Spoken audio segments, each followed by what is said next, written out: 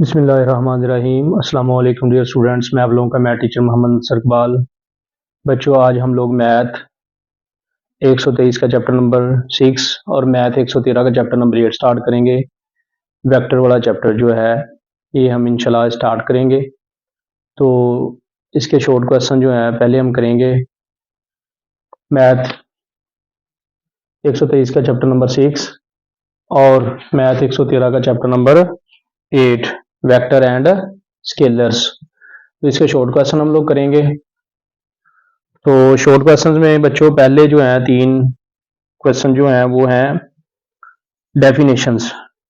पहला क्वेश्चन जो है हमारे पास है what is scalar, give examples. तो यहाँ पे मैंने आप लोगों के लिए यहाँ पे जो डेफिनेशंस हैं इसकी वो लिख दी हैं 7 एग्जांपल्स के, ताकि आप लोगों को ढूंढने की जरूरत ना पड़े, आप लोग आसानी से यहाँ से डेफिनेशंस याद कर सकते हैं। तो क्वेश्चन नंबर 1 जो है what is scalar, give examples. Question number 1 है what is scalars, give examples. तो इसका आंसर जो है, इसकी डेफिनेशन जो है वो ये है, a scalar is a quantity having magnitude but no direction. तो स्केलर एक क्वांटिटी है जिसका मैग्नीट्यूड तो होता है लेकिन इसकी डायरेक्शन नहीं होती, इसकी सिमत नहीं होती। तो ये जी इसकी स्केलर की डेफिनेशन है। आगे इसकी एग्जांपल जो है,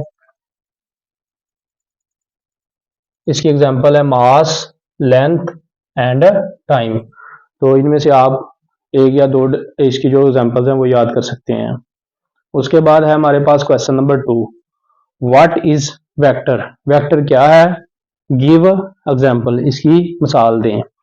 तो वेक्टर इज क्वांटिटी, वेक्टर एक क्वांटिटी है हैविंग बोथ मैग्नीट्यूड, जिसके मैग्नीट्यूड और direction, having both magnitude and direction, जिसकी मैग्नीट्यूड और डायरेक्शन होती है, such as displacement, force, velocity. इसकी एग्जांपल्स जो हैं वो है डिस्प्लेसमेंट, फोर्स और वेलोसिटी। तो ये है क्वेश्चन नंबर 2। इसी का क्वेश्चन नंबर 3 है what is unit vector. Unit vector क्या है। तो बच्चों इसका आंसर, इसकी जो डेफिनेशन है वो है the vector whose magnitude is 1। Vector, ऐसा वेक्टर जिसका मैग्नीट्यूड 1 होता है, is called the unit vector. इसको हम यूनिट वेक्टर कहते हैं। ऐसा वेक्टर जिसका मैग्नीट्यूड 1 होता है, इसको हम कहते हैं unit vector. It is denoted by A cap. ये जो ऊपर डाली हुई ये साइन, इसको कहते हैं cap. Read as a cap, इसको हम कैप बोलते हैं। Is given as a cap is equal to a बटा ए का मैग्नीट्यूड।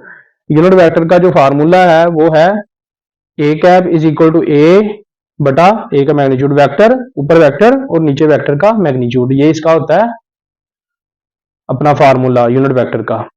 तो ये इसकी पहली 3 डेफिनेशंस हैं। आगे हम इंशाल्लाह क्वेश्चन नंबर 4 स्टार्ट करते हैं इसी वीडियो में। तो बच्चों क्वेश्चन नंबर 4 है हमारे पास, find the formula for magnitude of the vector R is equal to X I जमा वाई जे जमा जेड के।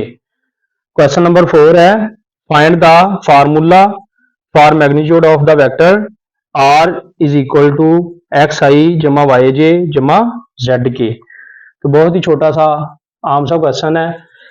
सॉल्यूशन में R is equal to X I जमा वाई जे जमा जेड के। तो सिंपल बच्चों, इसका मैग्नीट्यूड लेने के लिए हम लोग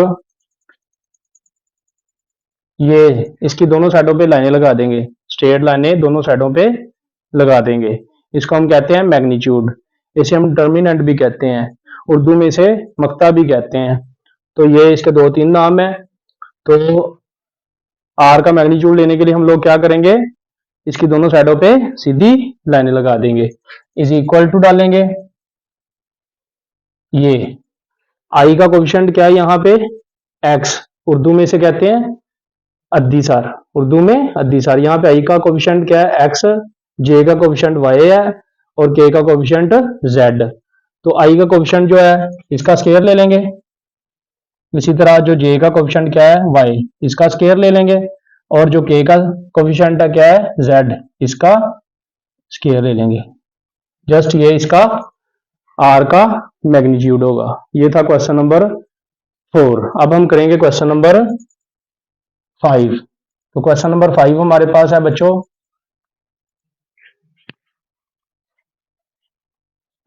find the magnitude of vector, find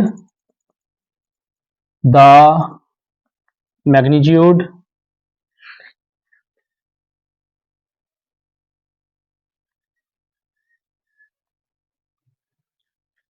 of vector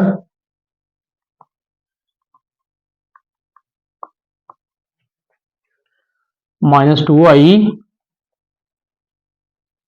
-4j plus 3k। ये हमारे पास वेक्टर है, इसका हम लोगों ने मैग्नीट्यूड लेना। Find the magnitude of vector -2i -4j plus 3k। तो इसका हम मैग्नीट्यूड लेंगे।